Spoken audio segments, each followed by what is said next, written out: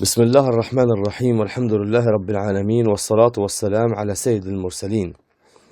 Je fais cet audio brièvement pour que les gens comprennent l'importance de la prière dans l'islam, car beaucoup de gens négligent ce pilier de l'islam qui est un des piliers, le deuxième pilier de l'islam d'ailleurs, car le Nabi sallallahu alayhi wa sallam dans un hadith sahih, il a dit Buniya al-Islam ala khams. L'islam est basé sur 5 piliers.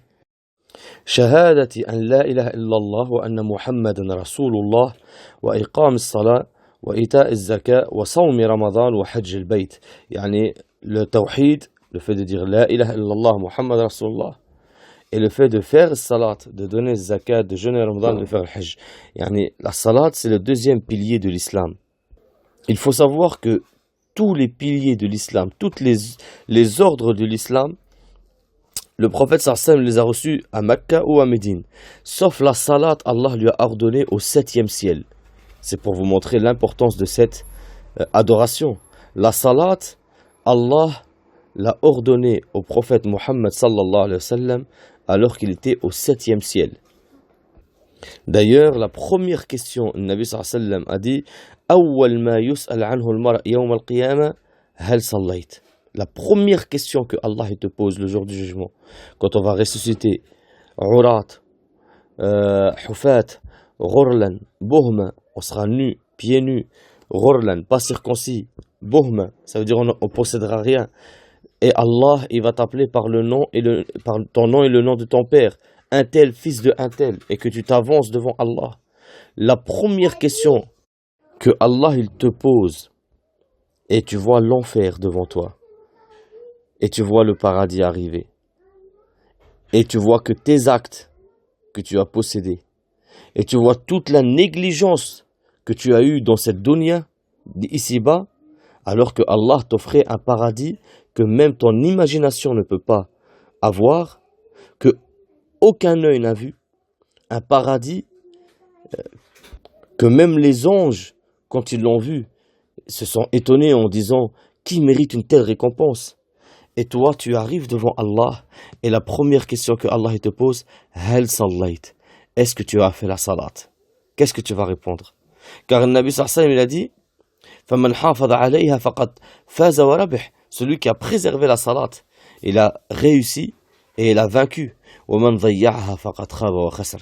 Et celui qui a délaissé la salat ou négligé, khab, il sera dans le pire des endroits et il sera perdant. Qu'est-ce que tu vas dire devant Allah le jour du jugement? Car sache que tu n'es pas immortel.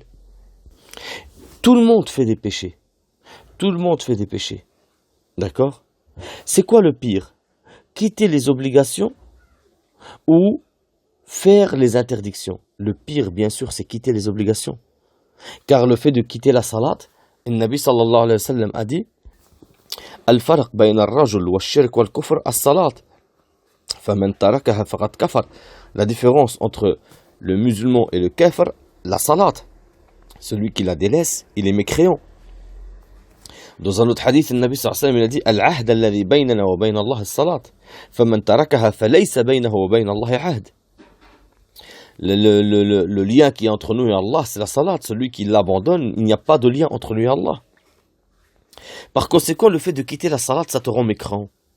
Mais si tu fais salat, tu voles, tu fais tout ce que tu veux, sache que la salat, elle te pardonne tes péchés. Dans un hadith sahih, عن أبي هريرة رضي الله عنه قال سمعت رسول الله صلى الله عليه وسلم يقول أرأيتم لو أن نهرا بباب أحدكم يغتسل فيه كل يوم 5 مرات هل يبقى من درنه شيء؟ قالوا لا يبقى من درنه شيء.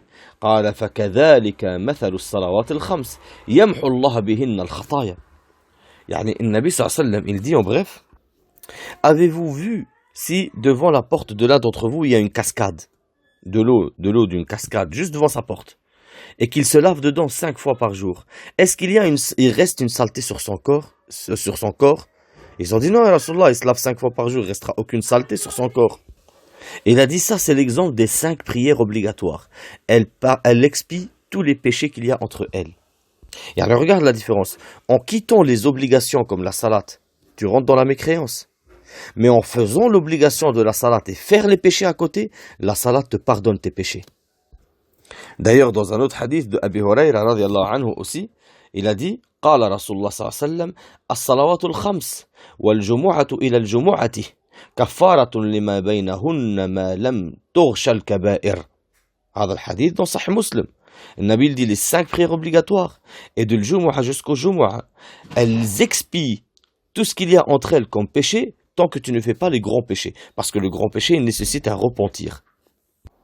Dans un autre hadith que malheureusement on n'entend que très peu, عند الدارقطني عند الطبراني, et que Cheikh Al-Albani a rendu صحيح عن عبد الله بن مسعود رضي الله عنه قال قال رسول الله صلى الله عليه وسلم تحترقون, يعني ça veut dire تقعون في الهلاك بسبب الذنوب.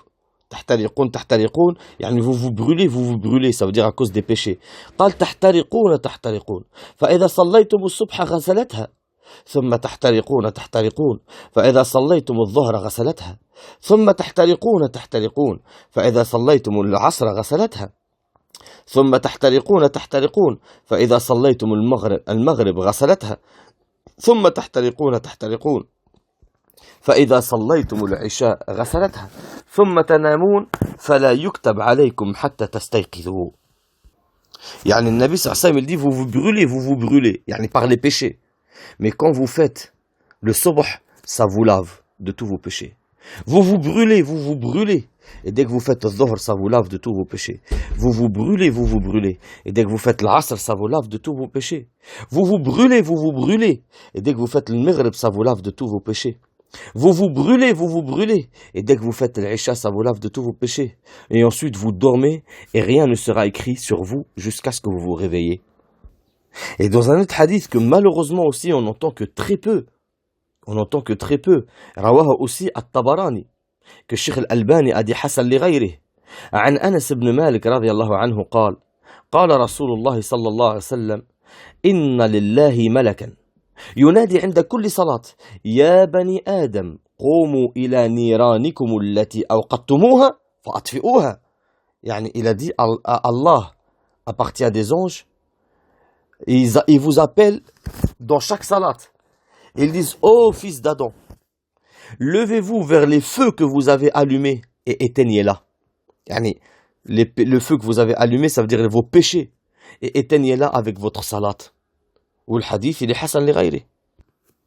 Dans un autre hadith عن سلمان الفارسي رضي الله عنه قال قال رسول الله صلى الله عليه وسلم المسلم يصلي وخطاياه مرفوعة على رأسه كلما سجد تحات عنه فيفرغ من صلاته وقد تحاتت عنه خطاياه. والحديث صححه الشيخ الألباني. يعني النبي صلى الله عليه وسلم ici il nous explique, il nous dit al-muslim yusalli wa khatayah marfu'a ala ra'sih. Le musulman il fait salat et ses péchés ils sont en haut de sa tête. Kullama sajada tahatta anhu. À chaque fois qu'il fait sujoud, ses péchés ils tombent de par-dessus sa tête. Fayafrugh min salatihi wa qad tahattat anhu khatayah. Et quand il a fini sa salat, il a plus un seul péché sur lui. Et les hadiths sur cela, il y en a énormément. Par conséquent, je vous rappelle simplement le hadith où le prophète sallallahu alayhi wa sallam a dit أول ما يحاسب به العبد يوم القيامة الصلاة فإن صلحت صلح سائر عمله وإن فسدت فسد سائر عمله. La première chose que tu vas être jugé dessus le jour du jugement, c'est ta salat. Si elle est bien, tous tes actes, Allah il va faire en sorte qu'ils soient bien. Et si tu as mal fait ta salat, tous tes actes ils vont être mauvais. Dans un autre hadith, dans une autre riwaya, la riwaya d'Anas ibn Malik رضي الله عنه قال أول ما يحاسب به العبد يوم القيامة الصلاة ينظر في صلاته فإن صلحت فقد أفلح وإن فسدت خاب وخسر. يعني la première chose que Allah va te poser la question, salat. Allah va regarder ta salat. Si elle est bien, tu as réussi, tu as vaincu. Mais si elle est mauvaise, tu as perdu et tu seras perdu. Et sache aussi que dans un hadith sahih رواه الطبراني في الأوسط, hadith de Salama ibn al-Akwa, il a dit قال النبي صلى الله عليه وسلم اعلموا أن أفضل أعمالكم الصلاة. Sachez que le meilleur de vos actes sont la salat. Et sache que dans un autre hadith sahih, النبي صلى الله عليه وسلم a dit من حافظ على الصلوات الخمس ركوعهن وسجودهن ومواقيتهن وعلم أنهن حق من عند الله دخل الجنة أو قال وجبت له الجنة أو قال حرم على النار. Ça veut dire celui qui préserve les 5 prières obligatoires, qui préserve leur recours, leur sujoud et qui les fait à l'heure et qu'il sait que c'est une obligation, un droit obligatoire pour sur les gens envers Allah, il rentre au paradis. Ou alors il a dit le paradis lui est obligatoire, ou alors il a dit l'enfer lui est interdit. نسأل الله العظيم رب العرش العظيم أن يجعلنا من المصلين المحافظين على الصلاة وصلي وسلم وبارك على سيد المرسلين والحمد لله رب العالمين.